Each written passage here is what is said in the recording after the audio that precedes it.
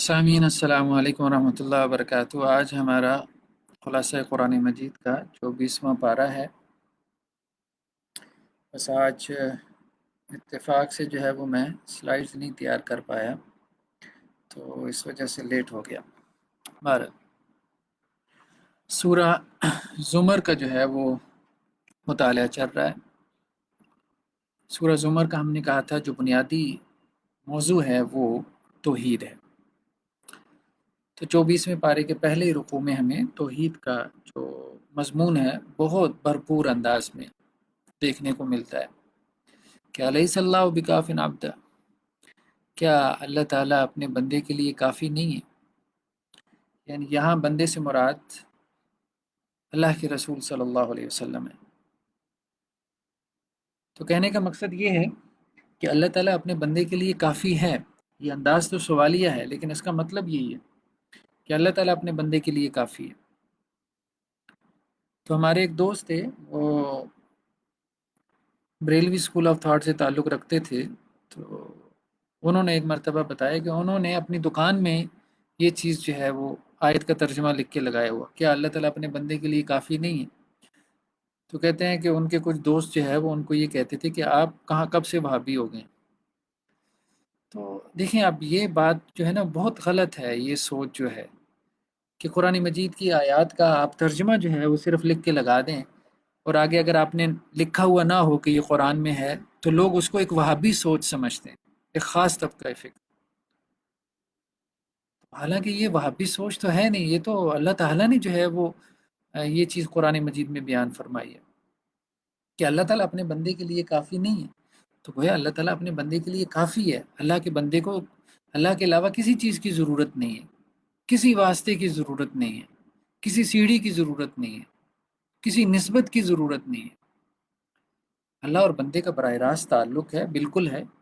اب اس تعلق کے اندر جو ہے جیسے وہ عیسائیوں کے اندر معاملہ ہوا کہ وہ جو ان کا پوپ ہوتا ہے، ان کا جو پادری ہوتا ہے، وہ اللہ اور بندے کے درمیان واسطہ بن جاتا ہے، ایسا واسطہ کہ وہ اس پادری کے ذریعے جو ہے وہ اللہ تک پہنچ سکتے ہیں، بلکہ اگر انہوں نے اپنے گناہ معاف کروانے ہوں تو وہ بھی اللہ سے براہ راست نہیں معاف کروا سکتے، اس کے لیے بھی انہیں پادری سے رابطہ کرنا پڑتا ہے۔ تو اس کو پاپائیت کہتے ہیں، یہ اسلام کے اندر نہیں ہے، یہ اسلام کے اندر نہیں ہے۔ ایک بندے کا براہ راست اللہ سے تعلق ہے، وہ اللہ سے مانگے۔ اللہ تعالیٰ تو کہتے ہیں کہ میں دینے والا ہوں، اللہ تعالیٰ تو کہتے ہیں کہ کوئی مانگنے والا ہو تو میں اس کو دوں، کوئی استغفار کرنے والا ہو تو میں اس کو معاف کروں۔ تو اللہ تعالیٰ تو کہتے ہیں کہ اللہ تعالیٰ کی ذات ہے جو مستر کی دعا کو قبول کرتی ہے، بے چین اور بے قرار روح کی دعا کو قبول کرتی ہے۔ تو کہا گیا وَيُخَوِّفُونَكَ بِالَّذِينَ مِن دُونِهِ، نبی صلی اللہ علیہ وسلم یہ آپ کو ڈراتے ہیں اللہ کے علاوہ سے۔ تو اللہ کے علاوہ سے ڈرنے کی ضرورت نہیں ہے۔ ایک خوف پیدا کیا جاتا ہے نا، اللہ کے علاوہ کچھ ہستیوں کا خوف پیدا کیا جاتا ہے، تو یہ ہندو مت میں بھی ہمیں ملتا ہے کہ انہوں نے کچھ ہستیوں کو خوف پیدا کر لیا۔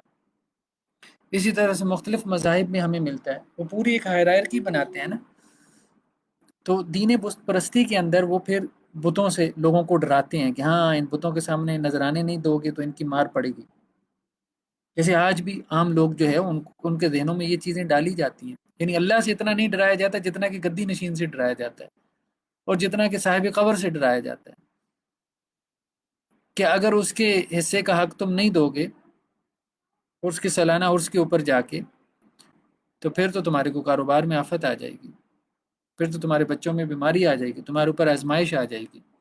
اللہ تعالیٰ اپنے بندے کے لیے کافی ہے۔ اگر اللہ تعالیٰ کافی نہیں ہے تو پھر کون کافی ہو سکتا ہے بھائی؟ اس کے بعد اللہ عز و جل نے جو ہے وہ نیند کی حالت کو بیان فرمایا ہے کہ اللہ تعالیٰ نیند کی حالت میں انسان کی روح قبض کر لیتے ہیں۔ دیکھیں ایک تو انسان کی روح جو ہے وہ موت کے وقت اس کے جسم سے نکل جاتی ہے، لیکن جب موت کے وقت جو ہے وہ انسان کے جسم سے روح نکلتی ہے تو وہ اپنی روٹس، اپنی جڑیں بھی نکال کے لے جاتی ہے، لیکن نیند کی حالت میں روح مکمل انسان کے جسم سے نہیں نکلتی، اس کی جڑیں جسم کے اندر رہ جاتی ہیں، اس لیے وہ واپس بھی آ جاتی ہے۔ تو اللہ تعالیٰ یہاں پہ یہ کہہ رہے ہیں کہ جب انسان سوتا ہے تو ہم اس کی روح کو جو ہے وہ قبض کر لیتے ہیں، تو اب اس کی روح اس کے جسم سے نکل جاتی ہے۔ یہ روح کی وجہ سے تو انسان کو شعور حاصل ہوتا ہے نا، انسان کے اندر روح ہے تو اس کو شعور حاصل ہے۔ اگر روح نکل جاتی ہے تو اس کا شعور، جیسے نیند کی حالت میں بھی انسان کا شعور نہیں ہوتا. تو اللہ تعالیٰ کہہ رہے ہیں کہ جو فوت نہ ہوں تو ان کی روح جو ہے وہ ہم نیند کی حالت میں قبض کر لیتے ہیں. لیکن ہم نے کہا کہ فرق ہے، نیند کی حالت میں روح پوری مکمل قبض نہیں ہوتی. نیند کی حالت میں روح جو ہے وہ اپنی جڑیں جسم کے اندر چھوڑ جاتی ہے، اس لیے وہ واپس بھی آ جاتی ہے. تو اللہ تعالیٰ نے جس کی موت کا فیصلہ کرنا ہوتا ہے اس کی روح کو پھر اللہ تعالیٰ اپنے پاس روک لیتے ہیں، وہ واپس باڈی میں نہیں جاتی. بقیہ ارواح کو اللہ تعالیٰ کیا کرتے ہیں؟ واپس بھیج دیتے ہیں، واپس بھیج دیتے ہیں. تو اس سے یہ بھی معلوم ہوا کہ یہ ارواح جب اجسام سے نکلتی ہیں تو اللہ کی طرف چڑھتی ہیں اور اللہ کے حکم کی پابند ہوتی ہیں. اللہ تعالیٰ کہہ رہے ہیں اس میں نشانیاں ہیں ایسی قوم کے لیے جو کہ غور و فکر کرتے رہتے ہیں. نیند بھی ایک طرح سے کہا جاتا ہے کہ مرا ہوا اور سویا ہوا برابر ہوتے ہیں، تو نیند موت کی ایک بہن ہے. تو جس نے موت کا مزہ چکھنا ہو، یا جس نے جو ہے وہ موت کو اینالائز کرنا ہو، تو وہ نیند کے اوپر غور کر لے.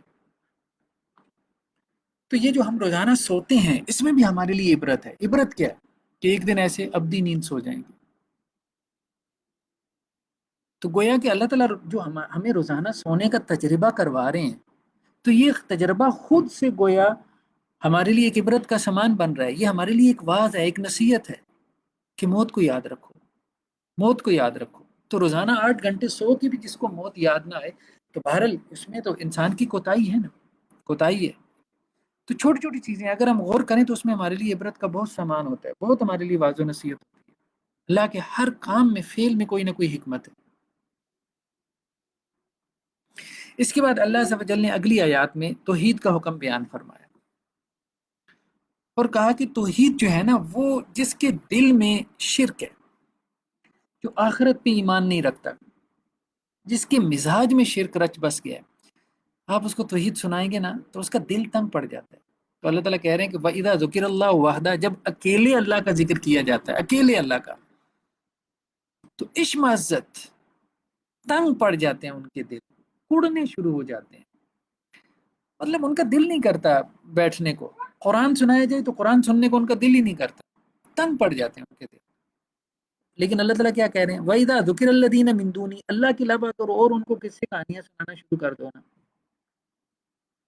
جیسے ہمارے یہاں عجیب و غریب قسم کی ماورائی کرامات بیان کی جاتی ہیں، ایسے ایسے قصے، ایسی ایسی کہانیاں جو حضرت علی رضی اللہ عنہ سے منسوب ہیں، جو صوفیاء سے منسوب ہیں، وہ بڑا دل لگا کے بیٹھتے ہیں. ہم یستبشرون، قرآن نے کہا وہ بڑے خوش ہوتے ہیں، وہ 4 4 گھنٹے انہیں کہانیاں سناتے رہو.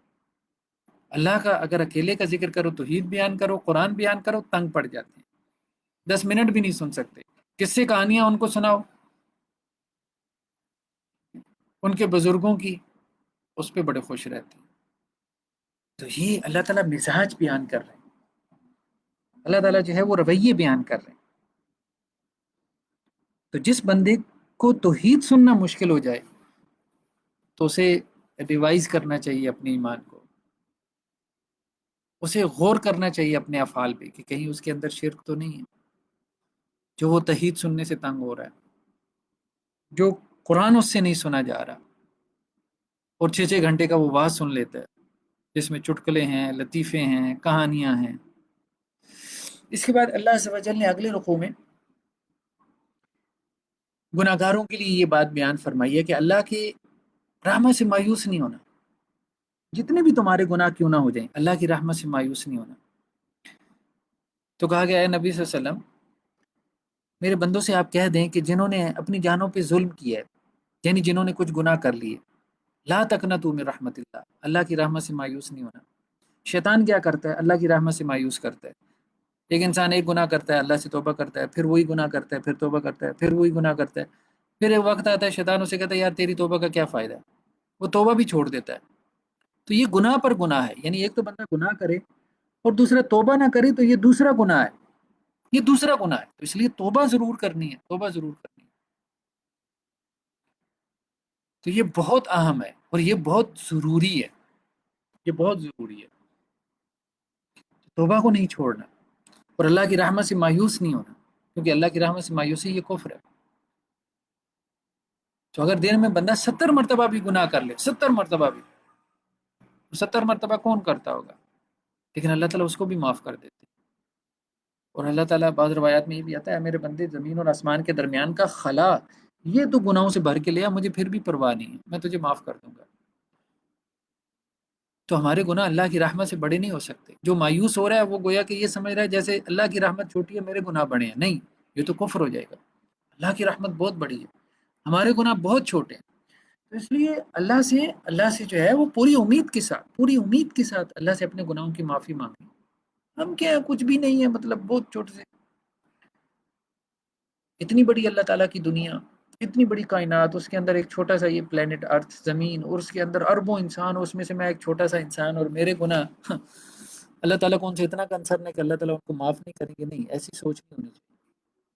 اللہ تعالیٰ معاف کرتے ہیں، جتنے بڑے گناہ اللہ تعالیٰ سب معاف کر دیتے ہیں، بار بار ہوں پھر بھی اللہ تعالیٰ معاف کر دیتے ہیں، بس بشرطے کہ ندامت ہو، شرمندگی ہو، یا اللہ بس میرے اندر کمزوری ہے، میں کوشش کر رہا ہوں لیکن مجھ سے ہو نہیں رہا، بس یہ انداز ہو۔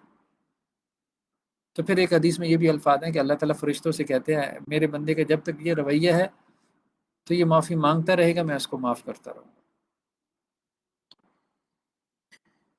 اس کے بعد اللہ عز و جل نے جو ہے وہ اگلے رقوع میں قیامت کے احوال کو بیان فرمایا۔ قیامت کے احوال کہ قیامت والے دن یہ جو زمین ہوگی، یہ سب کی سب، اور یہ ساتوں آسمان، یہ اللہ کی داہنی مٹھی میں ہوں گے، اللہ کے داہنے ہاتھ میں ہوں گے۔ ایک حدیث میں ہے کہ اللہ تعالیٰ کے دونوں ہاتھ داہنے ہیں، اور اس دن سور میں پھونکا جائے گا، تو سور میں پھونکنے کی وجہ سے جو کچھ زمین میں اور آسمانوں میں ہے سب بے ہوش ہو کے گر پڑیں گے، یعنی فرشتے بھی بے ہوش ہو جائیں گے، ساری مخلوقات بے ہوش ہو جائے گی، سب کا شعور ختم ہو جائے گا، الا من شاء اللہ، ہاں جس کے بارے میں اللہ تعالیٰ چاہے گا وہ بے ہوش نہیں ہوگا، لیکن اللہ ہی بہتر جانتا ہے وہ اللہ کے علاوہ کون ہوگا۔ کچھ اہل تفسیر نے کہا ہے کہ وہ حضرت اسرافیل ہوں گے، کچھ روایات میں یہ بھی ملتا ہے کہ اللہ کے رسول نے کہا کہ پتہ نہیں حضرت موسیٰ پہ بے ہوشی طاری ہوگی کہ نہیں ہوگی، واللہ اعلم۔ ثم نفخ فی اخری، پھر دوبارہ جو ہے وہ سور پھونکا جائے گا، فاذا هم قیام ینظرون، تو سب لوگ قبروں سے کھڑے ہو جائیں گے۔ تو یعنی پہلی مرتبہ جب سور پھونکا جائے گا سب مر جائیں گے، سب ختم ہو جائیں گے۔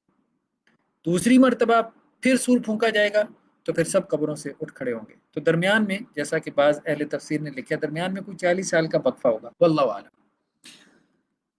واشرقت الارض بنور ربها، اور اس دن زمین جو ہے وہ آپ کے رب کے نور سے روشن ہو جائے گی۔ ووضع الکتاب، کتاب کو رکھا جائے گا۔ وجیء بالنبیین والشہداء، نبیوں کو لایا جائے گا، گواہ پیش ہوں گے۔ وقضی بینہم بالحق، حق کے ساتھ فیصلے ہوں گے، اللہ کی عدالت لگائی جائے گی۔ وہم لا یظلمون، لوگوں پہ ظلم نہیں ہوگا۔ تو یہ اللہ تعالیٰ نے قیامت کے دن کا پورا نقشہ کھینچ کے رکھ دیا کہ پہلے نفخہ اولا ہوگا، پہلی دفعہ کا سور پھونکا جانا، جس سے سب کچھ تباہ و برباد ہو جائے گا۔ پھر دوبارہ سور پھونکا جائے گا، سب زندہ ہو جائیں گے۔ پہلا موت کا نفخہ ہے اور دوسرا زندگی اور حیات کا نفخہ ہے۔ پھر اللہ تعالیٰ کی عدالت لگائی جائے گی، میزان قائم کیا جائے گا، نبیوں کو گواہوں کو لایا جائے گا، اس عدالت میں فیصلے ہوں گے اور ان فیصلوں میں کوئی ظلم نہیں ہوگا۔ اس کے بعد اگلی سورہ سورہ مومن ہے۔ اس کے بعد آگے 7 صورتیں ہیں جو کہ حامیم سے شروع ہوتی ہیں، ان کو حوامیم کہتے ہیں۔ یہ وہ صورتیں ہیں کہ جن کا مرکزی جو مضمون ہے، جو سینٹرل آئیڈیا، وہ ہے توحید، یعنی توحید کی معراج جو ہے وہ ان صورتوں میں بیان کی گئی۔ جس نے توحید کا مطالعہ کرنا وہ ان خاص صورتوں کا مطالعہ کرے، یعنی سورہ زمر کے بعد سورہ زمر کا بھی، اور اس کے بعد یہ 7 صورتیں جو حوامیم کے نام سے، یعنی حامیم سے شروع ہوتی ہیں۔ تو اللہ تعالیٰ یہاں پہ سورہ مومن کے شروع میں پہلے رکوع میں ایک بہت خوبصورت دعا کا تذکرہ کرتے ہیں، بہت پیاری دعا ہے، یعنی اس کو یاد کر لینا چاہیے، اس کو اپنی نمازوں میں پڑھیں، انشاءاللہ سے ایک کیفیت طاری ہو جاتی ہے۔ یہ دعا بیسیکلی فرشتوں کی دعا ہے، اور یہ فرشتوں نے دعا اپنے لیے نہیں مانگی، انسانوں کے لیے مانگی ہے، کمزور بندوں کے لیے۔ تو اللہ تعالیٰ یہ کہہ رہے ہیں کہ جو فرشتے جنہوں نے عرش اٹھایا ہوا ہے اور جو عرش کے ارد گرد ہیں، یعنی یہ اللہ کے مقرب فرشتے ہیں جنہوں نے عرش اٹھایا ہوا، اور جو یعنی حاملین عرش جنہیں ہم کہتے ہیں، اور جو عرش کے ارد گرد ہیں، یہ مقرب ترین فرشتے ہیں اللہ تعالیٰ کے. یہ کیا کرتے ہیں؟ یسبحون بحمد ربہم، اللہ تعالیٰ کی حمد بیان کرتے رہتے ہیں، اللہ پہ ایمان رکھتے ہیں، اور ویستغفرون للذین آمنوا، اور اہل ایمان کے لیے مغفرت طلب کرتے رہتے ہیں. یعنی ان فرشتوں کے دو کام ہیں، ایک تو اللہ کی حمد و ثنا کرنا، اور دوسرا یہ دعا کرنا، یا اللہ اہل ایمان کو معاف کر دے، یا اللہ اہل ایمان کو معاف کر دے، یا اللہ اپنے مومن بندوں اور بندیوں کو معاف کر دے، ان کے گناہ معاف کر دے، ان کو بخش دے. وہ یہ دعا کرتے رہتے ہیں. اب اللہ تعالیٰ نے ان فرشتوں کی یہ دعا نقل کی. اب ظاہری بات ہے فرشتوں کی دعا تو قبول ہوتی ہوگی، ضرور قبول ہوتی ہوگی. تو وہ اپنی دعا میں کیا کہتے ہیں وہ فرشتے، وہ مقرب فرشتے؟ یا اللہ آپ کی رحمت اور آپ کا علم بہت زیادہ، بہت وسیع. فاغفر للذین تابوا، اللہ جو توبہ کر رہا ہے اس کو تو معاف کر دے، جس نے توبہ کے لیے ہاتھ اٹھا لیے، جو شرمندہ ہو گیا، یا اللہ اس کو تو معاف کر دے. واتبعوا سبیلک، یا اللہ جو تیرے راستے پہ چلنے کی کوشش کر رہا ہے، یا اللہ اس کو معاف فرما دے. واقعی عذاب الجحیم، اور اللہ تعالیٰ ان کو جہنم کے عذاب سے بھی بچا. اور پھر یہ نہیں کہا کہ صرف ان کو معاف کر دے، ساتھ میں کیا کہا؟ اے اللہ ان کو جہنم کے عذاب سے بچا، اور دوسرا وادخلہم جنات عدن، ان کو جنتوں میں داخل کر، جن جنتوں کا تو نے وعدہ کیا ہے. صرف ان کو نہیں، ومن صلح من آبائہم وازواجہم وذریاتہم، یا اللہ ان کے باپ دادا کو، ان کی بیویوں کو، ان کی اولاد کو، سب کو جنت میں جمع کر دے. یعنی وہ خوش ہو نا کہ ان کے اوپر کی نسل بھی، ان کے والدین بھی جنت میں ہیں، اور ان کی جو اولاد ہے وہ بھی جنت میں ہے، وہ خود میاں بیوی بھی جنت میں ہے. کتنی خوشی کی بات ہے. یا اللہ صرف ان کو کامیاب نہیں کرنا، صرف ان کو کامیاب نہیں کرنا، ان کے والدین کو بھی کامیابی دینی ہے، ان کی اولاد کو بھی کامیابی دینی ہے. واقعہم السیئات، یا اللہ ان کو تو برائیوں سے بچا لے، بری چیزوں سے ان کی حفاظت فرما، اور خاص طور پہ قیامت کے دن کی بری چیز. اور کیا کہا گیا کہ یا اللہ جس کو آپ نے قیامت کے دن کی آزمائشوں سے، برائیوں سے، تنگیوں سے، سختیوں سے بچا لیا، اس پہ تو آپ نے بڑی رحمت کی. تو یہ حاملین عرش جو فرشتے ہیں، یہ ان کی دعا ہے جو وہ اہل ایمان کے حق میں کرتے رہتے ہیں. آمین یا رب العالمین. اللہ تعالیٰ اس دعا کو ہمارے حق میں قبول فرمائے، یعنی فرشتوں کی یہ دعا اللہ تعالیٰ ہمارے حق میں قبول فرمائے. اس کے بعد اگلے رکوع میں ہم دیکھتے ہیں کہ قیامت والے دن جو ہے وہ کافروں کا تذکرہ ہے، کہ کافر جو ہے وہ قیامت والے دن اپنے اوپر بہت غصہ کریں گے. غصہ یہ کریں گے کہ دنیا میں ہم کیا کرتے رہے، ہم نے کیوں یہ سب کچھ کیا، کیوں انکار کیا، ہم کیوں نہیں ایمان لائے. انہیں اپنے اوپر غصہ آئے گا. جیسے دنیا میں بھی ہوتا ہے بعض اوقات ایک انسان کو اپنے اوپر غصہ آتا ہے کہ میں نے کیوں ایسا کیا. انسان اپنے کسی فعل سے خود اپنے سے ناراض ہو جاتا ہے. تو قیامت والے دن یہ سارے کافر اپنے آپ سے ناراض ہوں گے. ظاہری بات ہے وہ دائمی جہنم دیکھیں گے تو اپنے آپ سے کیوں نہیں ناراض ہوں گے، اپنے اوپر کیوں نہیں غصہ کریں گے.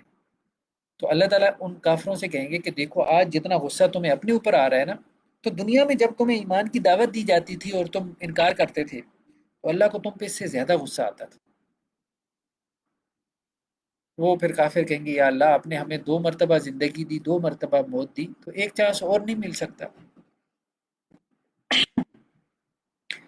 ہمیں ایک اور چانس مل جائے، ہم پھر دنیا میں چلے جائیں، پھر ہم ایمان لے کے آئیں. اب 2 مرتبہ زندگی، 2 مرتبہ موت. اب ظاہری بات ہے کہ اس دنیا میں آنے سے پہلے ایک موت ہی تھی نا، روح تھی لیکن جسم نہیں تھا، تو ایک طرح سے موت کی کیفیت تھی. پہلی موت تھی، پھر انسان دنیا میں آ گیا، یہ پہلی زندگی ہو گئی.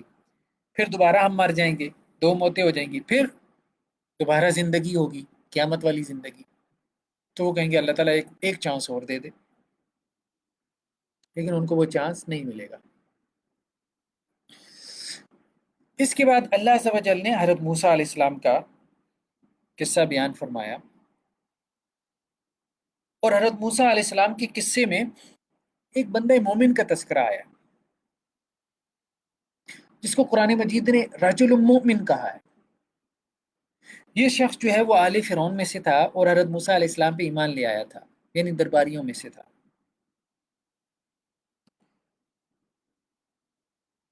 لیکن اس نے اپنا ایمان جو ہے وہ چھپایا ہوا تھا.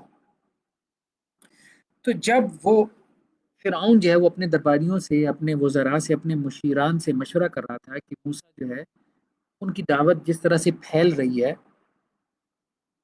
تو ہمارے لوگوں میں خوف و ہراس پیدا ہو رہا ہے کہ کہیں یہ بنی اسرائیل ہمارے خلاف اٹھ کھڑے نہ ہوں اور یہ ہم سے اقتدار نہ چھین لیں، تو ہمیں موسیٰ کو قتل کر دینا چاہیے۔ تو یہ مشورہ فرعون کر رہا تھا اپنے دربار میں۔ تو وہ پھر بندہ مومن جو آل فرعون میں سے ایمان لے آیا تھا وہ پھر کھڑا ہوا اور اس نے لمبی چوڑی تقریر کی، اور اس کی اس پوری تقریر کو اللہ تعالیٰ نے قرآن میں نقل کیا۔ تو اس نے کہا کہ تم موسیٰ کو کیوں قتل کرنا چاہتے ہو؟ اس لیے کہ وہ صرف یہ کہتا ہے میرا رب اللہ ہے۔ اور موسیٰ کا یہ جو دعویٰ ہے یہ کوئی اتنا وہ بھی دعویٰ نہیں ہے جس سے آپ کہو کہ کوئی تمہارے لیے بہت اجنبی دعویٰ ہو۔ موسیٰ کے پاس جو ہے وہ اس کی دلائل ہیں، وہ تمہیں معجزات دکھا رہے ہیں۔ اور چلو مان لیتے ہیں کہ موسیٰ اگر جھوٹ بول رہے ہیں تو ان کے جھوٹ کا وبال انہی کے اوپر ہوگا۔ تم ان کو قتل کیوں کرتے ہو؟ چلو تم ایمان نہ لے کے آؤ موسیٰ پہ، لیکن قتل کیوں کرتے ہو؟ قتل کیوں کرتے ہو؟ صرف اس بنیاد پہ کہ وہ تمہارے والا ایمان نہیں رکھتے، تمہارے والا عقیدہ نہیں رکھتے، تم ان کو قتل کر دو گے۔ اور دیکھو اگر تو موسیٰ جو ہے وہ جھوٹ بول رہے ہیں تو ان کا وبال ان پہ ہوگا، لیکن اگر وہ سچے نکل آئے، یہ بھی تو احتمال ہے نا کہ وہ اگر اللہ کے سچے نبی ہوئے اور جن عذابوں سے تمہیں ڈرا رہے ہیں وہ عذاب جو ہے وہ سچ ثابت ہو جائیں، تو پھر کون تمہیں بچائے گا؟ اس بات کے اوپر غور کرو اور اتنی زیادہ سرکشی نہ دکھاؤ کہ ایک شخص کے صرف ایمان کی وجہ سے اس کو تم قتل کرنے کے درپے ہو جاؤ کہ وہ ہمارے جیسا عقیدہ کیوں نہیں رکھ رہا۔ تو آخر میں جا کے پھر اللہ عز و جل نے یہ بات بیان فرمائی ہے کہ اس بندہ مومن کو، اور اسی طرح حضرت موسیٰ علیہ السلام کو بھی اللہ تعالیٰ نے آل فرعون کی جو بری چالیں تھیں ان سے اللہ نے بچا لیا، اور آل فرعون کو پھر ایک برے عذاب نے گھیر لیا۔ عذاب کون سا تھا؟ وہی پانی کا عذاب کہ حضرت موسیٰ اور بنی اسرائیل کا پیچھا کرتے کرتے جو ہے وہ سمندر میں غرق ہو گئے۔ تو اب اللہ تعالیٰ نے یہاں پہ ایک بات بیان فرمائی، تو وہ بات کیا ہے؟ النار یوردون علیہا غدوا وعشیا۔ تو آل فرعون جو ہے وہ ان کے اوپر صبح و شام آگ پیش کی جاتی ہے، صبح و شام۔ اور جس دن قیامت قائم ہوگی اس دن کیا کہا جائے گا؟ ادخلوا آل فرعون اشد العذاب، آج آل فرعون تم کیا کرو؟ سخت ترین عذاب میں، بدترین عذاب میں داخل ہو جاؤ۔ تو قیامت سے پہلے عذاب میں داخل نہیں ہو رہا ہے، قیامت والے دن ان کو عذاب ہوگا، کیونکہ فیصلے تو سارے قیامت والے دن ہوں گے، جزا و سزا تو اس کے بعد ہی ہوگی۔ اس سے پہلے ان کو ان کا ٹھکانہ دکھایا جاتا ہے، وہ جہنم کی آگ ان کے سامنے پیش کی جاتی ہے، انہیں بتایا جاتا ہے کہ دیکھو یہ ہے وہ تمہارا ٹھکانہ جہاں تم نے جانا ہے، تاکہ ان کی حسرت اور افسوس کے اندر اضافہ ہو۔ اس کے بعد اللہ عز و جل نے یہ بات بیان فرمائی ہے کہ ہم اپنے رسولوں کی مدد کرتے ہیں دنیا کی زندگی میں بھی، اور آخرت میں بھی ہم اپنے رسولوں کی مدد کریں گے۔ بلکہ اللہ تعالیٰ نے تو یہ بات کہی ہے کہ صرف رسولوں کی نہیں بلکہ اہل ایمان کی، اہل ایمان کی، اور بہت پرزور انداز اللہ عز و جل یہ بات بیان فرما رہے ہیں کہ ہم لازماً مدد کرتے ہیں اپنے رسولوں کی اور اہل ایمان کی، دنیا کی زندگی میں بھی اور قیامت والے دن جس دن گواہ کھڑے ہوں گے۔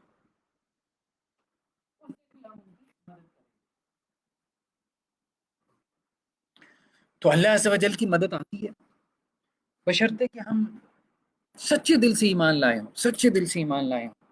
اور یہ اس مدد سے کیا مراد ہے؟ اس مدد سے مراد کیا ہے کہ اللہ کے دین کے لیے جو اہل ایمان اللہ کے دین کے لیے محنت کر رہے ہیں، ایفرٹ کر رہے ہیں، کوشش کر رہے ہیں، اللہ تعالیٰ لازماً ان کی مدد کرتے ہیں، لازماً ان کی مدد کرتے ہیں، ان کی نصرت کرتے ہیں، ان کو سپورٹ کرتے ہیں، کیونکہ وہ اللہ کے دین کے لیے کر رہے ہیں نا، اللہ کے دین کے لیے کر رہے ہیں، اور آخرت میں بھی اللہ تعالیٰ ان کو سپورٹ کریں گے، ان کی مدد کریں گے۔ اس کے بعد وہی جو ان صورتوں کا مرکزی مضمون ہے کہ صرف اللہ کو پکارا جائے، توحید، توحید میں بھی توحید فی دعا، توحید کی ایک قسم ہے کہ اللہ سے دعا میں اللہ کے ساتھ کسی کو شریک نہ ٹھہرایا جائے۔ تو آپ کے رب نے یہ بات کہی ہے ادعونی، مجھے پکارو، استجب لکم، تو میں تمہاری دعاؤں کو قبول کروں گا۔ تو اللہ تعالیٰ نے حکم دیا ہے کہ اللہ سے دعا کریں۔ تو ہمیں کوئی چیز ضرورت نہ بھی ہو پھر بھی ہمیں اللہ سے دعا کرنی ہے. اسے دعائے عبادت کہتے ہیں. ایک ہے دعائے حاجت. دعائے حاجت کیا ہے کہ مجھے کوئی چیز ضرورت ہے, میں اللہ کو پکارتا ہوں. اب اللہ نے اگر میری بغیر دعا کی ساری باتیں سنی ہوئی ہیں, سب نعمتیں مجھے دے رکھی ہیں, تو اب میں کہوں مجھے دعا کی ضرورت ہی نہیں, پھر بھی اللہ سے مانگنا ہے. اللہ سے مانگنا ہے, اپنے لیے نہیں دوسروں کے لیے مانگنا ہے. یا اللہ سے جو ہے وہ آزمائش کہ یا اللہ میرے اوپر آزمائش کوئی ایسی نہ ڈال. تو یہ دعائیں عبادت ہے. یعنی عبادت کے طور پہ اللہ سے دعا کرتے رہنا. اور اللہ تعالیٰ کیا کہہ رہے ہیں, جو میری عبادت سے تکبر کرتے ہیں ہم انہیں جہنم میں داخل کریں گے ذلیل و خوار کر کے. کیونکہ دعا کیا ہے, یہ عبادت ہے. اور دعا ہو العبادہ, دعا ہی تو اصل عبادت ہے. دعا ہی تو اصل عبادت ہے. تو اللہ کے علاوہ کسی اور سے دعا کرنا یہ شرک فی العبادت ہے. اللہ کے ساتھ, اللہ کی عبادت میں کسی اور کو اللہ کے ساتھ شریک ٹھہرانا ہے. تو اللہ سے نہ مانگنا, اس کو اللہ تعالیٰ نے کیا کہا, یہ تکبر ہے. تم اللہ سے نہیں مانگتے, یہ تکبر ہے. اور اللہ تعالیٰ کہہ رہے ہیں اگر مجھ سے نہیں مانگو گے میں جہنم میں داخل کروں گا. اور اب کیا ہے, ہم دنیا جہاں کے لوگوں سے مانگتے ہیں لیکن اللہ سے نہیں مانگتے. اللہ سے نہیں مانگتے. تو اللہ سے مانگنا چاہیے, بھلے اللہ تعالیٰ نہ دے, بھلے اللہ تعالیٰ نہ دے, پھر بھی مانگنا ہے. کیوں مانگنا ہے؟ کہ یہ عبادت ہے. یہ عبادت کی ایک قسم ہے, یہ عبادت کی ایک صورت ہے. تم نے یہ ثابت کرنا ہے کہ تم اللہ کے بندے ہو. تو کیسے ثابت کرو گے تم اللہ کے بندے ہو؟ جب تم اللہ سے ہی مانگو. بھلے اللہ تعالیٰ تمہیں نہ دے, 40 سال تمہاری دعا نہ سنے, لیکن پھر بھی تم نے مانگتے رہنا ہے. یہ ثابت کرنے کے لیے تم اللہ کے بندے ہو, تم صرف اللہ کی عبادت کرنے والے ہو, تاکہ آخرت میں تمہارا اجر جو ہے وہ پکا ہو جائے, تاکہ آخرت میں جنت تمہارے لیے طے ہو جائے. کیونکہ آخرت میں جنت انہی لوگوں کے لیے ہے جو اللہ کی عبادت میں کسی کے ساتھ کسی کو شریک نہیں ٹھہراتے. اس کے بعد اللہ عز و جل نے اگلے رکوع میں انسانی زندگی کے مراحل کو بیان فرمایا اور کہا کہ ہم نے انسانوں کو مٹی سے پیدا کیا, جیسے آدم کو مٹی سے پیدا کیا. پھر اس کے بعد بھی اب جو انسان ویسے تو نطفے سے پیدا ہوتا ہے, لیکن وہ نطفہ کس سے بنتا ہے, سپرم کس سے بنا ہے؟ وہ سپرم بھی ظاہری بات ہے کس سے بنا ہے, اس کے باپ نے, اس کے والدین نے جو کچھ کھایا پیا ہے وہ سب اس مٹی سے پیدا ہوا ہے. تو ایک طرح سے مٹی کا خلاصہ ہی ہے جس سے وہ سپرم پیدا ہو رہا ہے, اور اس سے پھر انسان پیدا ہو رہا ہے. ٹھیک ہے, تو اس لیے کہا مٹی سے پیدا کیا, پھر نطفے سے, ثم علقہ, پھر وہ جو نطفہ ہے ماں کے پیٹ میں, مادر رحم میں, وہ پھر علقہ بن جاتا ہے, وہ جون کی طرح جو ہے وہ لٹک جاتا ہے. ثم یخرجکم طفلا, پھر اللہ تعالیٰ تمہیں ایک بچہ بنا کے جو ہے وہ ماں کے پیٹ سے باہر نکالتا ہے. ٹھیک ہے, 9 ماہ میں, 10 ماہ میں پورا بچہ پیدا ہو جاتا ہے. ثم لتبلغوا اشدکم, پھر جب تم جوانی کی عمر کو پہنچتے ہو, جوان ہو جاتے ہو. ثم لتکونوا شیوخا, پھر ایک سٹیج آتی ہے تم بوڑھے ہو جاتے ہو. تو یہ اللہ تعالیٰ نے انسان کی ساری سٹیج بیان کی ہے, کیسے جو ہے وہ انسان کو اللہ تعالیٰ نے پیدا کیا, کیسے وہ دنیا میں آیا, کیسے وہ جوان ہوا, کیسے وہ بوڑھا ہو جاتا ہے. پھر اللہ تعالیٰ کہہ رہے ہیں تم میں سے کوئی اپنی وقت سے پہلے فوت ہو جاتے ہیں, یعنی جلدی فوت ہو جاتے ہیں. 1-2 سال کا بچہ فوت ہو گیا, 10-12 سال کا بچہ فوت ہو گیا. اور کچھ ایسے ہیں جو ایک لمبی عمر گزارتے ہیں, 60 سال, 70-80 سال. تو یہ سب اللہ تعالیٰ نے جو ہے یہ سب نظام چلا رکھا ہے. انسان کا اس میں کیا ہے, کچھ بھی نہیں ہے. نہ انسان اپنے آپ کو پیدا کرتا ہے, اللہ ہی جو ہے وہ انسان کو پیدا کرتے ہیں, اللہ ہی اس دنیا میں بھیجتے ہیں, اللہ ہی یہ طے کرتے ہیں کہ اس نے اس دنیا میں کتنا رہنا ہے, کب آنا ہے, کب اس نے اس دنیا سے نکلنا ہے, کب اس کی انٹری ہونی ہے, کب اس کا ایگزٹ ہونا ہے. اس میں انسان کا ذرہ برابر بھی اختیار نہیں ہے. نہ وہ اپنی مرضی سے آتا ہے, نہ مرضی سے جاتا ہے. آنے کے بعد تو وہ جانا ہی نہیں چاہتا, لیکن اس کے باوجود اس کو جانا پڑتا ہے. تو یہ اس کا مطلب کیا ہے کہ کوئی اور ہے ذات کہ جس کا اختیار چل رہا ہے, کہ جس کے فیصلے جو ہے وہ ہمارے جسم کے اوپر بھی چل رہے ہیں, کہ جو ہمارے بارے میں انتہائی فیصلے کر رہا ہے کہ کب ہم نے دنیا میں آنا ہے, کب ہم نے جانا ہے, کب ہم نے پیدا ہونا ہے, کب ہم نے مرنا ہے. ہم تو اس قابل بھی نہیں ہیں کہ اپنی ہارٹ بیٹ کو جو ہے وہ کنٹرول کر سکیں, اس کو روک سکیں. ہم تو چاہتے ہوئے بھی کہ ہمارے جسم پہ بال نہ اگے, ہم تو ان کو نہیں روک سکتے اگنے سے. تو انسان کو تو اپنے جسم کے اوپر بھی اختیار نہیں ہے, اپنے جسم کے اوپر بھی اختیار نہیں. ایون کہ اس کی آنکھوں کی جو پلکیں جھپکتی ہیں, اگر وہ کہے کہ یہ نہ جھپکیں, اس پہ بھی انسان کو اختیار نہیں. اس کی جو رگ پھڑ پھڑاتی ہے اس میں بھی اس کا اختیار نہیں ہے، اس کی جو نبض چلتی ہے اس میں بھی اس کا اختیار نہیں ہے کہ اس کو بند کر سکے۔ انسان تو کچھ بھی نہیں، اس کو تو اپنے وجود پہ بھی اختیار نہیں ہے، تو کسی اور کا حکم اس کے وجود پہ چل رہا ہے تو اسے اس کا شکر گزار بننا چاہیے، کیونکہ وہی ہے جو اس کا پھر خالق ہے۔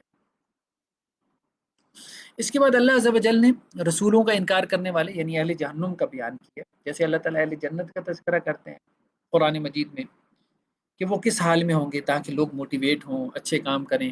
اسی طرح اللہ تعالیٰ اہل جہنم کا بھی ذکر کرتے ہیں کہ وہ کس حال میں ہوں گے تاکہ لوگوں کے اندر جہنم کا ڈر اور خوف پیدا ہو اور وہ اللہ کی معصیت اور نافرمانی سے رک جائیں۔ تو اللہ تعالیٰ کہہ رہے ہیں کہ ان کے گردنوں میں توق ہوں گے اور ان کے پاؤں میں جو ہے وہ بیڑیاں ہوں گی، یسخبون فی الحمیم، اور جو جہنمی ہوں گے ان کو کھولتے ہوئے گرم پانی میں گھسیٹا جائے گا، کھولتے ہوئے گرم پانی کی طرف ان کو گھسیٹ کے لیے لے کے جایا جائے گا، پھر انہیں کہا جائے گا کہ تم اللہ کے ساتھ شرک کرتے تھے۔ تو سب سے بڑا گناہ جو انسان کو جہنم میں لے کے جائے گا وہ شرک ہے، وہ شرک ہے۔ شرک کو اللہ تعالیٰ معاف نہیں کرتے، جو اللہ کے ساتھ شرک کرتا ہے، کسی کو پارٹنر بناتا ہے، وہ جہنم میں جائے گا۔ اس لیے شرک سے بچنا چاہیے، بلکہ شرک کے شائبے سے بھی بچنا چاہیے، شائبے سے بھی بچنا چاہیے۔ خواہ مخواہ کی تعویلوں کی وجہ سے جو ہے وہ بہت سارے شرکی افعال کو کیا ہے وہ غیر شرکیہ بنا دیتے ہیں، ثابت کر دیتے ہیں، اس سے بھی بچنا چاہیے۔ بھئی اتنا بڑا یہ شرک گناہ ہے کہ اس کی وجہ سے انسان نے دائمی ہمیشہ ہمیشہ کے لیے جہنم میں جانا ہے۔ تو پھر اگر علماء کی ایک جماعت کہہ رہی ہے کہ یہ شرک ہے تو کم از کم اس سے بچ جاؤ۔ متقی آدمی تو وہی ہوتا ہے نا جو شک سے بھی بچتا ہے، شائبے سے بھی بچتا ہے، تو اس کے شک سے بھی بچ جاؤ۔ شک تو پڑ گیا نا کم از کم۔ لیکن یہ ہے کہ نہیں، بہرحال لوگ اس کے باوجود اس پہ اصرار کرتے ہیں۔ علماء کی ایک جماعت جن چیزوں کو شرکی افعال کہہ رہی ہوتی ہے، لوگ کہتے ہیں او جی نہیں وہ تو بڑے سخت ہیں، یہ ہے فلاں ہے ڈمکان ہے۔ لیکن اگر وہ ٹھیک نکل آئے آخرت میں، پھر کیا کرو گے؟ ایک امکان تو ہے نا کہ وہ ٹھیک نکل آئے، وہ کوئی پاسبلٹی تو ہے نا۔ جو تمہاری سمجھ ہے ظاہری بات ہے وہ نبی کی سمجھ تو نہیں ہے نا، ہو سکتا ہے دوسری کی سمجھ ٹھیک نکل آئے، تو بچ جاؤ اس سے۔ بھائی جس میں شرک کا شائبہ ہی آ گیا ہے اس سے بچ جاؤ۔ اللہ کے وسلم نے کہا سود کا جس میں شائبہ آ جائے اس سے بھی بچ جاؤ۔ اچھا وہ حدیثیں بیان کر دیں گے کہ جس میں سود کا شائبہ ہو، جس میں گناہ کا شائبہ ہو، اس سے بھی بچنا چاہیے۔ محتاط رویہ یہی ہے۔ تو لیکن جس میں شرک کا شائبہ ہو اس سے کیوں نہیں بچنا چاہیے بھائی؟ اس سے بھی بچنا چاہیے۔ تو اللہ تعالیٰ نے بہت سخت سزا بیان کی ہے شرک کرنے والوں کی۔ تو یہ سخت سزا کیا بیان ہوئی ہے کہ جہنم کے اندر ان کو گھسیٹا جائے گا، ان کی گردنوں میں توق ڈال کے، ان کے پاؤں میں بیڑیاں ڈال کے، اور ان کو پیاس لگے گی تو ان کو کھولتے ہوئے گرم پانی کی طرف گھسیٹ کے لے جایا جائے گا کہ جاؤ جا کے پیو، جس سے ان کی انتڑیاں باہر نکل آئیں گی۔ اور اس وقت وہ کیا کہیں گے؟ ہم تو دنیا میں اللہ کے علاوہ کسی کو پکارتے ہی نہیں تھے، ہم نے تو اللہ کے علاوہ کسی سے دنیا میں دعا ہی نہیں کی، یعنی اپنے شرک سے منکر ہو جائیں گے۔ لیکن ظاہری بات ہے اب اس منکر ہونے کے باوجود کیا فائدہ ہوگا؟ اللہ کو تو سب پتہ ہے کیا کرتے تھے۔ اس کے بعد اللہ عز و جل یہ بات بیان فرما رہے ہیں اگلے رکوع میں کہ جب انسان اللہ کے عذاب کو دیکھ لیتا ہے تو اس وقت اس کو ایمان لانا کوئی فائدہ نہیں دیتا، یعنی آخری وقت میں جسے ہم نزع کا عالم کہتے ہیں، مثال کے طور پہ جب انسان کو موت کے فرشتے نظر آنا شروع ہو جائیں اس وقت توبہ کرے، استغفار کرے، کوئی قبول نہیں ہوتی۔ ہاں بیماری کی حالت میں توبہ قبول ہو جاتی ہے، بیماری کی حالت میں قبول ہو جاتی ہے، اس میں کوئی شک نہیں۔ اور اسی طرح جب اللہ کا عذاب کسی قوم پہ آ جائے اور نظر آنا شروع ہو جائے کہ یہ عذاب آ رہا ہے، اس کے آثار نظر آنا شروع ہو جائے، پھر بھی توبہ قبول نہیں ہوتی۔ اسی طرح جب قیامت کی نشانیاں ظاہر ہو جائیں گی، جیسے حدیث کے اندر ہے کہ جب قیامت کی یہ نشانی ظاہر ہو جائے کہ سورج مغرب سے طلوع ہو جائے تو پھر بھی توبہ قبول نہیں ہوگی۔ تو یہاں پہ اللہ تعالیٰ یہ بات بیان کر رہے ہیں کہ جب ہمارے عذاب کے آثار نظر آنا شروع ہو جاتے ہیں پھر لوگ کہتے ہیں کہ اب ہم ہر قسم کے شرک سے توبہ کرتے ہیں، اب ہم صرف اللہ وحدہ لا شریک پہ ایمان لاتے ہیں۔ تو اللہ تعالیٰ کیا کہتے ہیں؟ اس وقت ان کا ایمان کوئی فائدہ نہیں دے گا۔ جب عذاب کو دیکھ لیں گے اس وقت کا ایمان فائدہ نہیں دے گا، کیونکہ ہمارا یہ طریقہ نہیں ہے، ہماری یہ سنت نہیں کہ ہم آخر وقت میں جو ہے وہ انسان کا ایمان قبول کریں جب اس کو نظر آ جائے۔ اس وقت جب نظر آ جاتا ہے پھر تو آزمائش ختم ہو گئی، پھر تو ٹائم ختم ہو گیا۔ یہ ایسی ہے ایک بچہ کمرہ امتحان میں بیٹھا ہے، 3 گھنٹے پورے ہو گئے، اب وہ کہتا ہے اب مجھے اصل میں کوشچن میرے ذہن میں آ گیا ہے، اس کا آنسر آ گیا، اب مجھے کو مہلت دیجیے. مہلت تو نہیں دی جائے گی 3 گھنٹے کے بعد، نہیں مہلت دی جائے گی. اس کے بعد اگلی جو صورت ہے سورہ حامیم سجدہ. تو سورہ حامیم سجدہ جو ہے اس کے شروع میں اللہ تعالیٰ نے زمین اور آسمان کی تخلیق کو بیان کیا، اس کی کریشن کو، اس کے مراحل کو بیان کیا، اور کہا کہ ہم نے 6 دنوں میں پیدا کیا زمین اور آسمان کو. تو 6 دنوں میں کیا؟ خلق الارض فی یومین، 2 دنوں میں اللہ تعالیٰ نے زمین کو پیدا کیا. ٹھیک، اور ان 2 دنوں میں اللہ تعالیٰ نے صرف زمین کو نہیں پیدا کیا، وجعل فیہا رواسی من فوقہا، اللہ تعالیٰ نے اس میں پہاڑ بھی کاٹ دیے 2 دنوں میں. وبارک فیہا، اس میں اللہ تعالیٰ نے برکت بھی رکھی. وقدر فیہا اقواتا، اور اس میں اللہ تعالیٰ نے کیا کیا؟ ہر قسم کی جو ہے وہ جو خوراک انسان کو چاہیے تھی وہ سب اللہ تعالیٰ نے اس میں رکھ دی. تو یہ مزید 2 دنوں میں ہوا ہے، یعنی 2 دنوں میں زمین پیدا ہوئی، اور پھر اللہ تعالیٰ نے 2 دن اور لگائے جن میں زمین کے اندر جو ہے وہ پہاڑ گاڑے گئے، جن میں زمین کے اندر مختلف قسم کی خوراکیں رکھی گئی. یعنی انسان کو جو چیز ضرورت تھی، جیسے پانی انسان کی ضرورت تھی، آکسیجن انسان کی ضرورت تھی، ٹھیک ہے، اس کے لیے اللہ نے درخت پیدا کر دیے. پانی ضرورت تھی، اللہ نے دریا بہا دیے. سمندر اللہ تعالیٰ نے جو ہے وہ پیدا کر دیا. تو جو چیز انسان کو ضرورت تھی وہ اللہ تعالیٰ نے پھر زمین کے اندر 2 دنوں میں پیدا کی. تو یہ ٹوٹل 4 دن ہو گئے. اس کے بعد اللہ تعالیٰ نے یہ 4 دنوں میں تو یہ زمین کا معاملہ ہوا. پھر اللہ تعالیٰ آسمان کی طرف متوجہ ہوئی ہے، اور آسمان کیا تھا؟ وہی دخان. اللہ تعالیٰ کہہ رہا ہے وہ دھواں تھا، دھواں. اب بہرحال اس کے اوپر کوئی سائنٹیفک ریسرچ ہونی چاہیے کہ سائنس اس حوالے سے کیا کہتی ہے. بہرحال آسمان بننے سے پہلے جس فارم میں تھا وہ دھواں تھا. تو اللہ تعالیٰ نے اس کو کہا کہ بھائی آ جاؤ. اس کو بھی کہا اللہ تعالیٰ نے، اور زمین کو بھی کہا کہ آ جاؤ، چاہے فرما برداری سے آتے ہو چاہے جبر کر کے آنا پڑے، لیکن میری بات ماننی پڑے گی. تو انہوں نے کہا یا اللہ ہم تو آپ کے فرما بردار ہیں، آپ جیسے کہتے ہیں ویسے آئیں گے. تو اللہ تعالیٰ نے کیا کیا؟ پھر 2 دنوں کے اندر اللہ تعالیٰ نے مزید 2 دنوں میں فقداہن سبع سماوات، اس دھوئیں سے اللہ نے 7 آسمان پیدا کر دیے. پھر اللہ نے ایک اور کام کیا، وَأَوْحَىٰ فِي كُلِّ سَمَاءٍ أَمْرَهَا، اللہ تعالیٰ نے ہر آسمان میں اس کا حکم نازل کیا، ہر آسمان میں.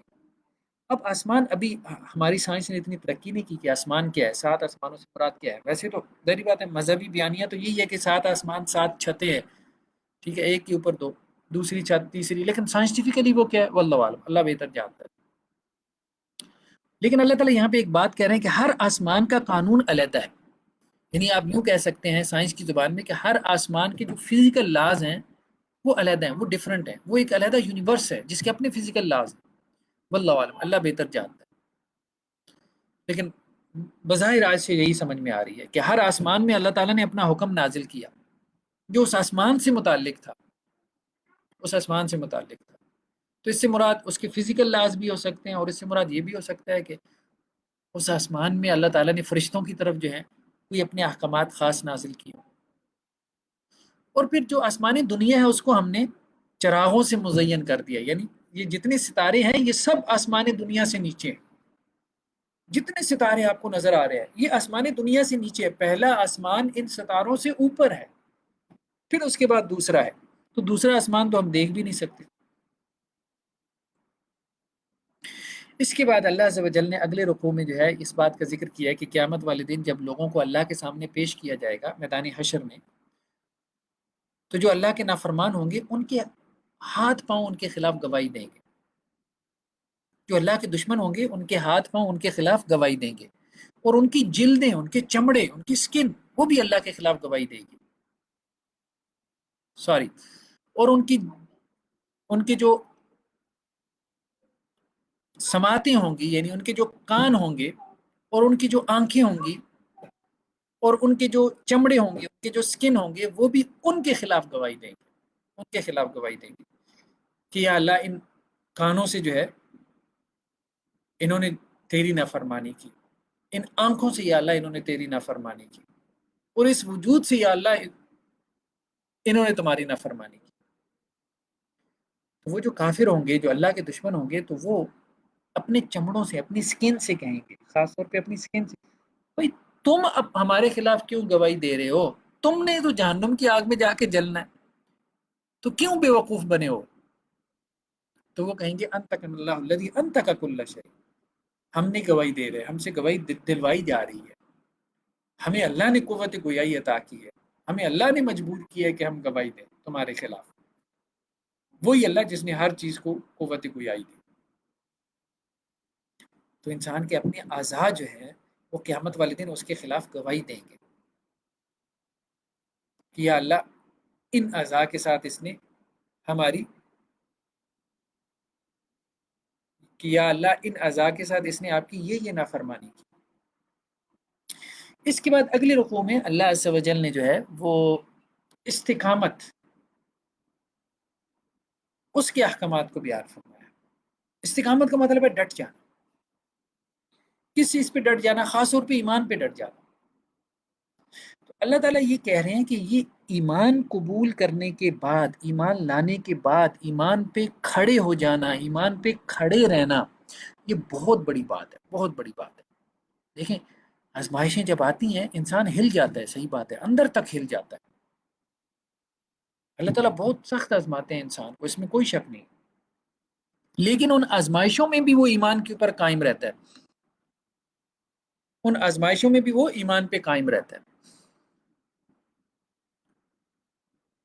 تو ظاہری بات ہے کہ یہ بہت بڑی بات ہے اللہ کے نزدیک، بہت بڑی بات ہے۔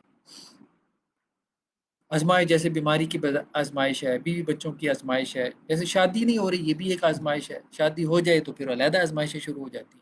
ہر حال میں انسان آزمائش کے اندر ہی ہے، بچوں کی آزمائشیں ہیں، والدین کی آزمائش ہے، کاروبار کی آزمائش ہے، بہن بھائیوں کی آزمائشیں ہیں، لوگوں کے رویوں اور ایٹیچیوڈ کی آزمائشیں ہیں، جاب اور ملازمت نہ ملنے کی آزمائش ہے۔ اب انسان بعض اوقات اپنی آزمائش میں اللہ کو بہت پکارتا بھی ہے، لیکن اللہ تعالیٰ اس کی آزمائش نہیں ختم کرتے، لیکن وہ ایمان پہ ڈٹا رہتا ہے، تو یہ بہت بڑی بات ہے، بہت بڑی بات ہے، اسی کو استقامت کہتے ہیں۔ تو اللہ تعالیٰ یہ کہہ رہے ہیں کہ جن لوگوں نے یہ کہا کہ ہمارا رب اللہ ہے، پھر اس پہ ڈٹ گئے، یعنی جیسے بھی حالات آئے پھر وہ پیچھے نہیں ہوئے، یہ نہیں کہا کہ یا اللہ اب تو ایسے حالات آ کہ اب آپ کو ماننے کا کیا فائدہ، نہیں، ہر قسم کے حالات میں پھر وہ ڈٹ گئے، یا اللہ جیسے بھی حالات رہیں آپ کو ہم نے رب مان لیا، آپ کو ہم رب مانتے ہیں، جیسے بھی حالات رہیں، حالات تو آ رہے ہیں گزر جائیں گے، آپ ہمارے رب ہیں، آپ ہمارے رب ہیں، آپ ہمارے مالک ہیں، خالق ہیں، جیسے بھی حالات رہیں ہمیں آپ سے محبت ہے۔ یہ وہ لوگ ہیں جن کو اللہ تعالیٰ کیا کہہ رہے ہیں، تتنزل علیہم الملائکہ، ان لوگوں کے اوپر فرشتے نازل ہوتے ہیں۔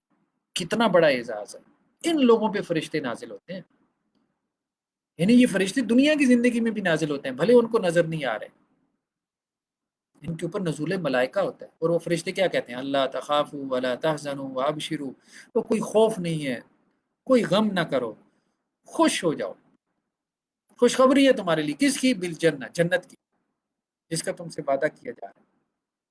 اور فرشتے انہیں کیا کہتے ہیں، نحن اولیاءکم فی الحیات الدنیا وفی الاخرہ، دنیا کی زندگی میں بھی ہم فرشتے تمہارے دوست ہیں، آخرت میں بھی ہم تمہارے دوست ہیں، اور آخرت میں وَلَكُمْ فِيهَا مَا تَشْتَهِي أَنفُسُكُمْ، جو تمہارا نفس چاہے گا اللہ ہر تمہاری خواہش پوری کرے گا۔ یعنی دنیا میں تو ان کی خواہشات پوری نہیں ہو رہی تھی، دنیا میں تو وہ آزمائش میں تھے، تو آخرت میں اللہ ان کی ساری خواہشات پوری کر دے گا۔ وَلَكُمْ فِيهَا مَا تَدَّعُونَ، اور آخرت میں جو اللہ سے مانگو گے اللہ تعالیٰ دے گا، جو اللہ سے مانگو گے اللہ تعالیٰ دے گا۔ یہ بہت بڑی بات ہے، بہت بڑی بات ہے کہ انسان آزمائش کی حالت میں جو ہے وہ استقامت، ایمان کے اوپر جو ہے وہ کھڑا رہے، ڈٹا رہے، اللہ سے بد دل نہ ہو، اللہ سے بدگمانی نہ کرے، بس کہے ٹھیک ہے یا اللہ آزمائش ہے، آپ سب کو آزما رہے ہیں، مجھے بھی آزما رہے ہیں، مجھے امید ہے کہ اس کے بدلے میں آپ فرشتے نازل ہو رہے ہیں، مجھے لیے جنت کی خوشخبری ہے، مجھے امید ہے کہ آخرت میں آپ میری ساری خواہشات پوری کر دیں گے، آخرت میں جو میں مانگوں گا آپ مجھے دے دیں گے، بڑی بات، بڑی بات ہے یا اللہ میں اس پہ راضی ہوں۔ اور اللہ تعالیٰ کہہ رہے ہیں اگر وہ دل سے اس پہ راضی ہو جائے نا تو وہ پھر فرشتے اس پہ نازل ہوتے ہیں اور اس کو واقعتاً میں سکون اور اطمینان حاصل ہو جاتا ہے۔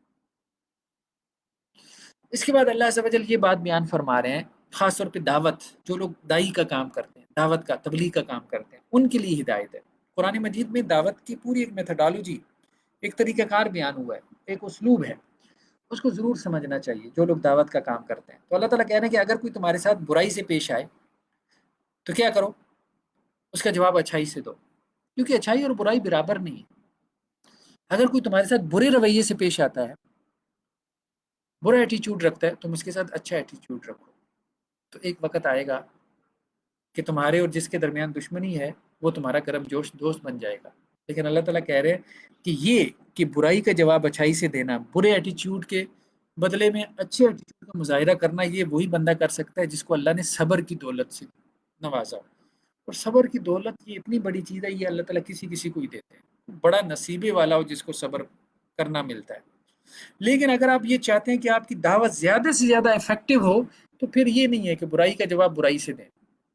اگرچہ اجازت ہے دین میں کہ برائی کا جواب برائی سے دیا جا سکتا ہے، بدلہ لیا جا سکتا ہے، لیکن بدلہ لینے سے آپ کی دعوت جو ہے وہ بے اثر ہو جائے گی۔ اگر آپ چاہتے ہیں کہ آپ کی دعوت جو ہے وہ اس کے اوپر اثر کرے، تو پھر برائی کا جواب اچھائی سے دیں۔ اس کے بعد اللہ عز و جل نے جو ہے وہ آخری رکوع میں یہ بات بیان فرمائی ہے کہ مشرکین کا ایک اعتراض تھا، کافروں کا ایک اعتراض تھا۔ وہ اعتراض یہ تھا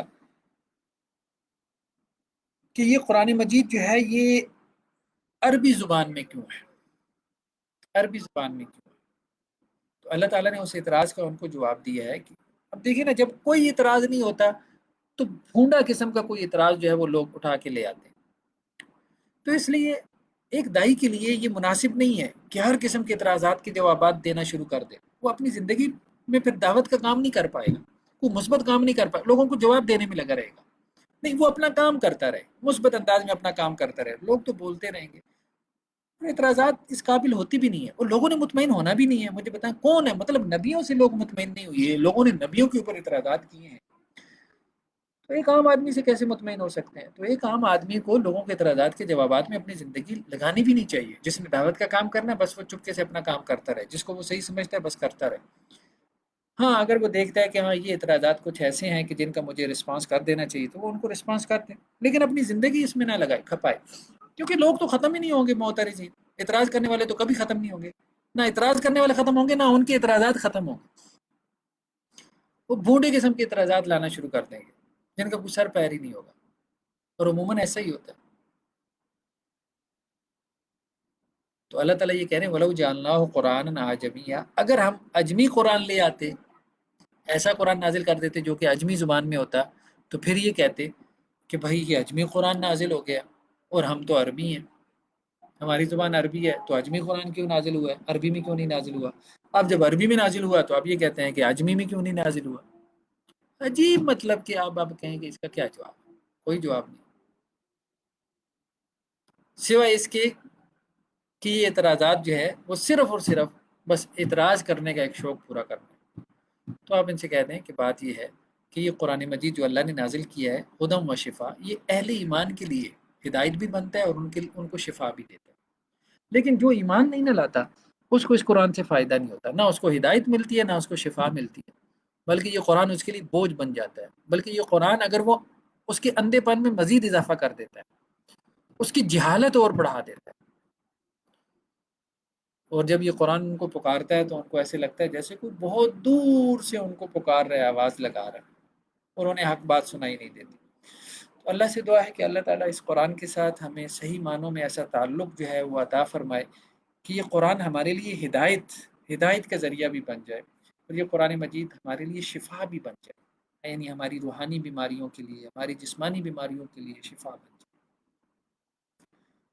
اور تبھی بن سکتا ہے، ظاہری بات ہے، جب ہم اس کے اوپر عمل کریں گے تو اللہ تعالیٰ ہمیں ہدایت کی نسبت بھی قرآن مجید کے ساتھ قائم کرنے کی توفیق نصیب فرمائے کہ ہم قرآن کو صحیح طور پہ سمجھیں کہ یہ ہمارے لیے راہ ہدایت بن جائے، ہمارے لیے سیدھا راستہ یہ واضح کر دے، اور قرآن مجید کے ساتھ ہماری عمل کی نسبت کو بھی اللہ تعالیٰ جو ہے وہ کھڑا کر دیں، قائم کر دیں، تاکہ یہ قرآن مجید ہمارے عمل میں بھی آ جائے، اور اس طرح سے آ جائے کہ ہمیں شفا مل جائے، کہ ہمارے اندر اخلاقی بیماریاں دور ہو جائیں، ہم ایک صالح اور مصلح انسان بن کے زندگی گزاریں۔ اللہ سے دعا ہے کہ اللہ تعالیٰ جو باتیں کہی گئی ہیں سنی گئی ہیں، مجھے بھی ہم سب کو اس پہ عمل کی توفیق عطا فرمائے۔ صدق اللہ العظیم۔ السلام علیکم ورحمۃ اللہ وبرکاتہ۔